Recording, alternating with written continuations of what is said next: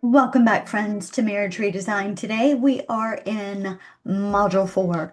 What we're going to be talking about is honesty, ownership, and transparency. Now, before we go any further in this journey, we have to really step back to pause and talk about something that determines whether real healing is even possible, and that is truth. Not partial truth, not delayed truth, not truth filtered through fear, defensiveness, or even image management. No, I'm not talking about any of that. I'm talking about truth that is owned, that is shared and lived out consistently over time. Now, in Marriage Redesigned, honesty is not about just confessing just enough to stop the pain. Okay, that is not real honesty. That is just okay. I've got to just fess up enough because I got caught and I need to kind of minimize some things. I don't like the conflict. That's not what we're talking about here. Ownership is also not about saying I'm sorry and just moving on. Words are cheap. They really are. It's action that matters. Also, transparency is not a short-term requirement to get trust back. It really isn't. Transparency is your new operating system for your marriage. Let me just say that again because you really need to hear that. Transparency is your new operating system for your marriage. Now, this module is where we shift from fear-based hiding to covenant-based openness so safety can grow, not just temporarily, but permanently. So we're going to talk a little bit about why transparency is absolutely necessary in order for repair to take place. You see, transparency is often misunderstood. Many couples, and I mean many, come to the table and think that transparency is a consequence. It's a consequence of my actions. I was deceptive, so now I've got to live in a fishbowl. Or they think it's a monitoring system. You've got to track everywhere I go. Or they even think it's a temporary requirement until things, quote, feel better. It's not any of those. Transparency is none of those. Please understand that. Transparency is structural safety. When trust has been damaged, your nervous system of your marriage needs predictability, visibility, and consistency in order to heal. And transparency is exactly what provides that. It answers the questions your nervous system is constantly asking. Things like, am I safe? Is anything being hidden from me anymore? Am I being deceived? Can I trust what I see and what I hear? Are actions matching words? Transparency reduces anxiety, not because everything is perfect, but because nothing is concealed any longer. Everything's exposed in the light. And here's the key truth.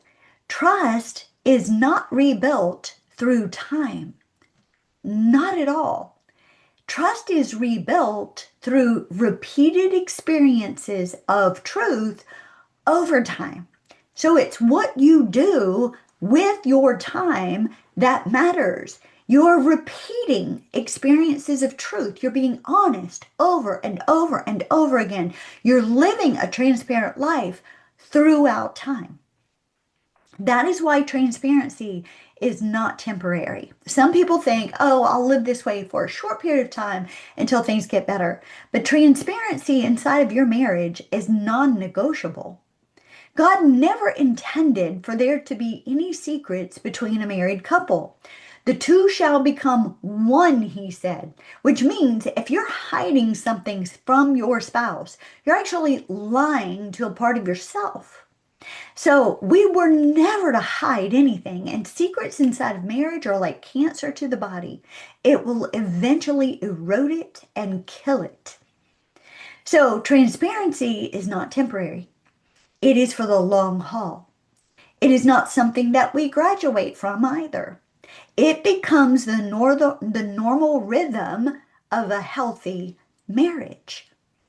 Healthy marriages don't just rely on short-term bursts of transparency. And healthy marriages can't survive if there's always secrecy. Your marriage relies on shared awareness, being aware where one another is at all times, what you're doing. Yes, I know some of you just cringed when I said that. Your spouse has the right to know where you are, when you are, how you are, all of those things. Yes, they do. There's no secrets inside of a healthy, God-honoring marriage. That's a biblical covenant. Now, transparency also is about relationship, not surveillance. Now, many of you and many that I speak with believe that transparency is about control. It's not.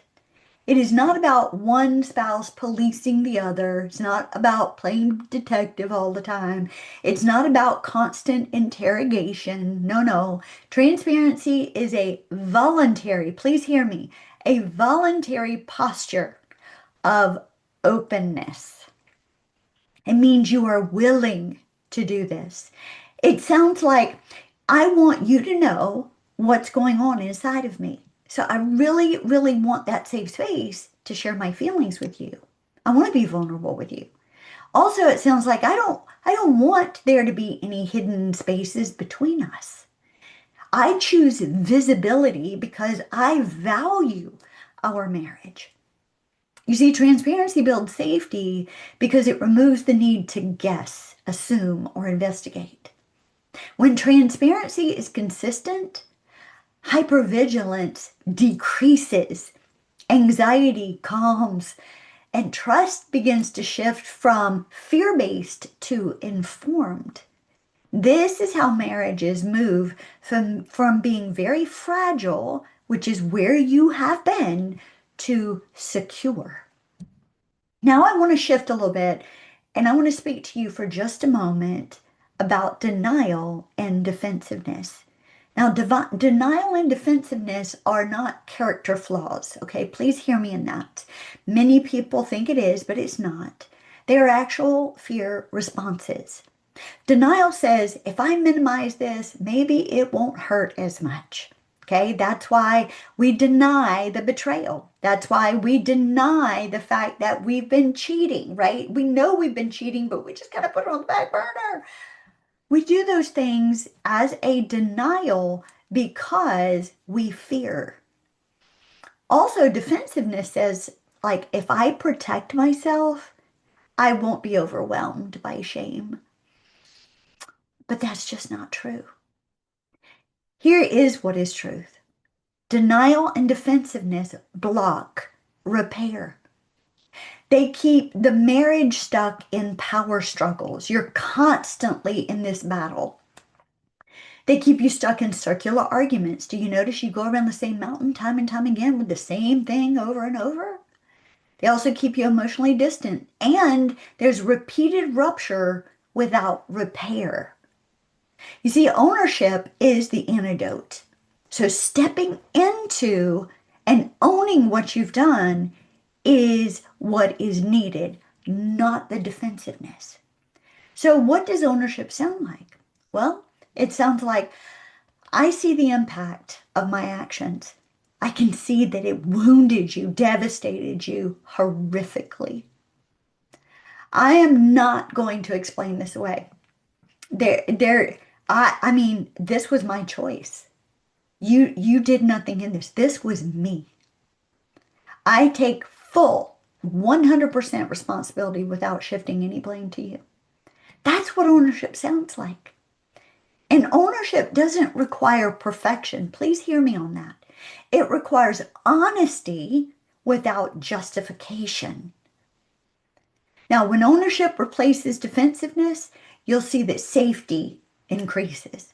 And when the safety starts to increase, connection then becomes possible once again. So there is a tool that we use that can help with your connection without over-processing. And in the next video, I am going to walk you through that. I'll see you shortly.